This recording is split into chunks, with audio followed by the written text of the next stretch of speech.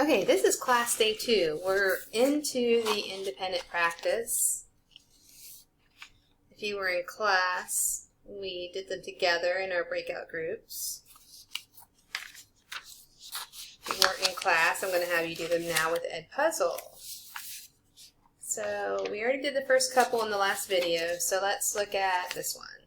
Marcos is selecting Spanish or classes for next year. He plans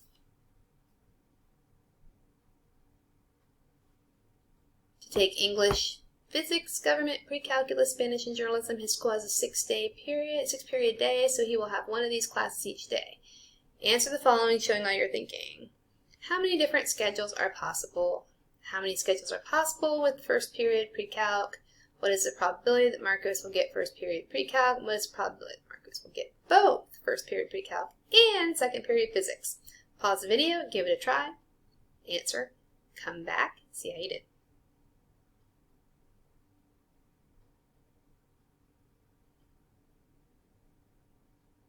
So how many different schedules are possible? Well, he's got 6 periods. 1, 2, period 3, period 4, period 5, period 6. 6 different classes he could fill.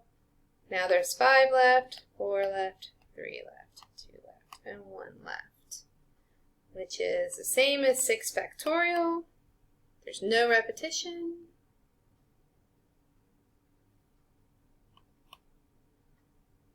That's 720 possible ways to arrange his schedule. If he had first period calculus, so for our first period class, we have one choice, and that's calculus. Now, once we've put calculus in the first period, we have 5 classes left to schedule that we could put in second period, 5 different possibilities. For third period, we have 4 possibilities, 3, 2, 1. So that's the same as 1 times 5 factorial.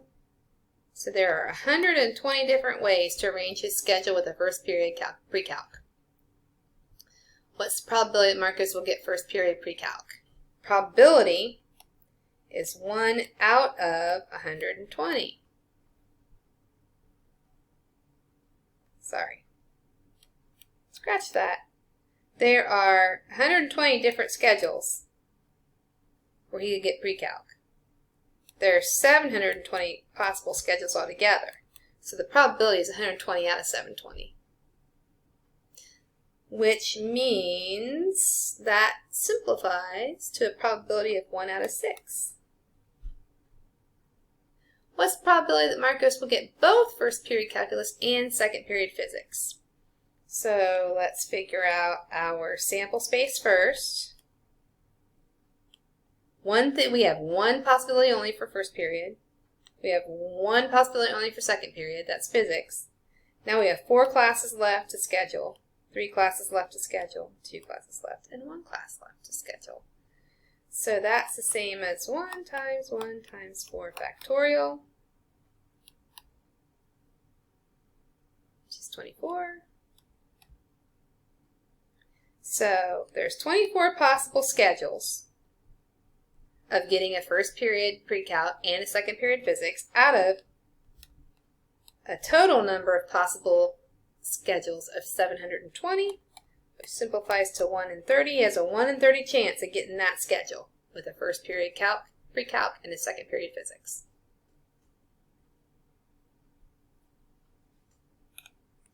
Let's look at the next one. Jasper finally managed to save enough money to open a savings account in the credit union. When he went in to open the accounts manager told him that he needed to select a 4-digit PIN. She also said that he could not repeat a digit.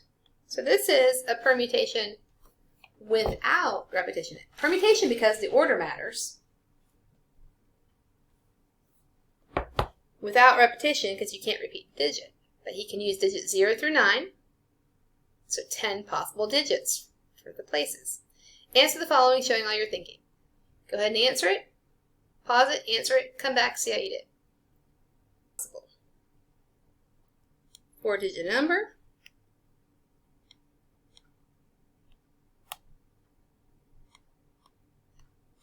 10 possible choices for the first digit, 9 possible choices for the second digit because there's no repetition, 8 possible choices for the third, and 7 for the fourth. So that's going to give us 10 factorial divided by 10 minus 4 factorial,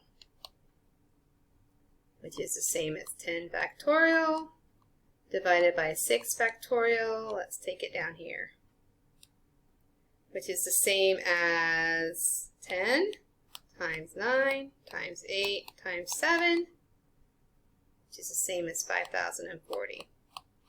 So there are 5,040 possible different pins that he could use with those parameters.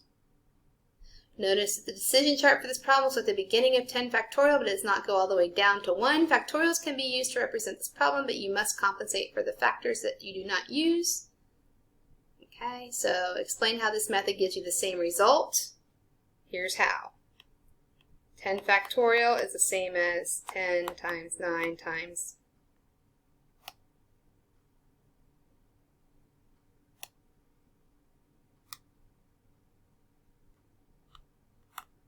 8 times 7 times 6 times 5 times 4 times 3 times 2 times 1. 6 factorial is the same as 6 times 5 times 4 times 3 times 2 times 1. These all cancel. 6 divided by 6 is 1, 5 divided by 5 is 1, 4 divided by 4 is 1, etc. So that gives us 10 times 9 times 8 times 7 times 6. So there's your mathematical explanation. If you wanted to write an explanation, you could write something like writing out the numbers in the factorials, and simplifying them gives the decision chart numbers 10 times 8 times 9 times 8 times 7. Let's look at the next problem. Okay, the directions for the next 6, A, B, C, D, and E, A, B, C, D, E, and F, are as follows. 1, show how to use factorials to represent each of the following situations. 2, find the solutions. 3, identify each problem as permutation or not a permutation and tell why. Okay, 52 contestants entered a contest for new school logo design. How many different ways can the judges pick the best logo and the runners-up? 1, 2, and 3. So order matters. It's a permutation. Permutation because the order matters.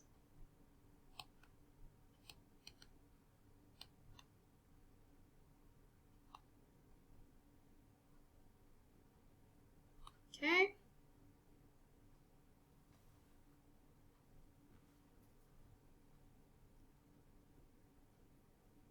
So we have 52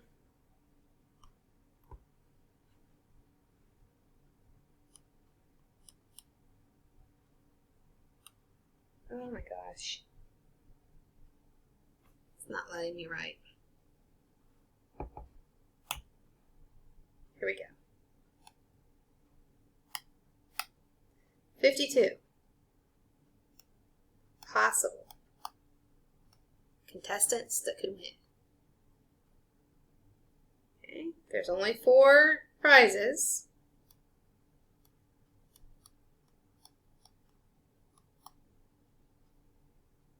Okay, so the number of possible different combinations of winners is 6,497,400. This is done on a calculator like this. 52, math, arrow, arrow, arrow, 4. Divided by 52 minus 4. Yeah, no. 52 minus 4. Math, arrow, arrow, arrow, 4. Okay. could also go this route. 52. 4 divided by 52 minus 4. Math. Okay, either way works. Letter B, the volleyball team is sponsoring a mixed doubles sand court volleyball tournament and 16 pairs have signed up. How many different ways can the teams finish in the top 7 slots? 16 pairs. 7 slots.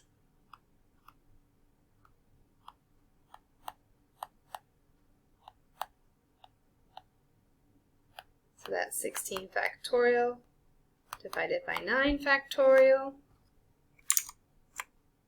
which is, I don't know what just happened there. Okay, 16 factorial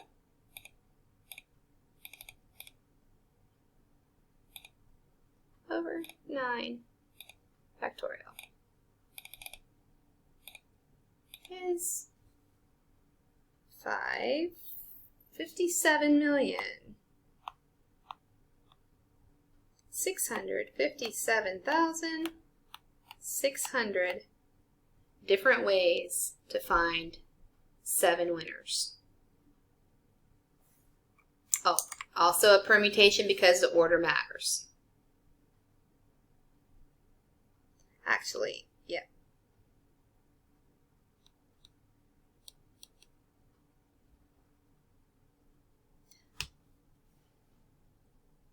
You could solve this as a combination as well.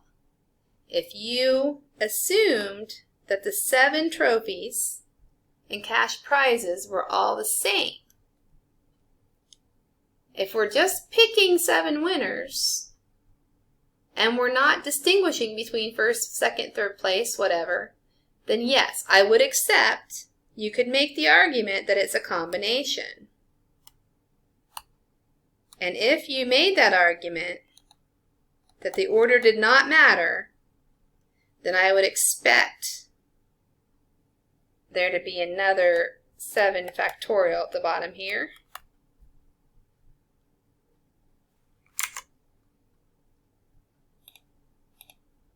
So if we were doing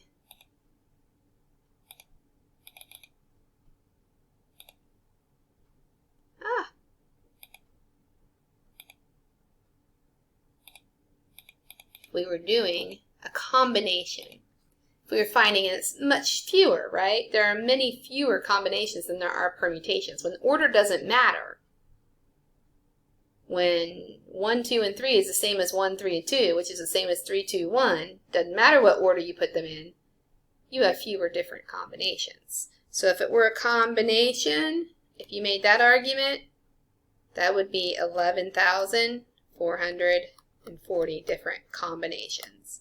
If you were arguing that it was a permutation because the order did matter, that would give you 57 million different permutations. We're going to continue this into part 2 because we're coming up on our 15-minute limit.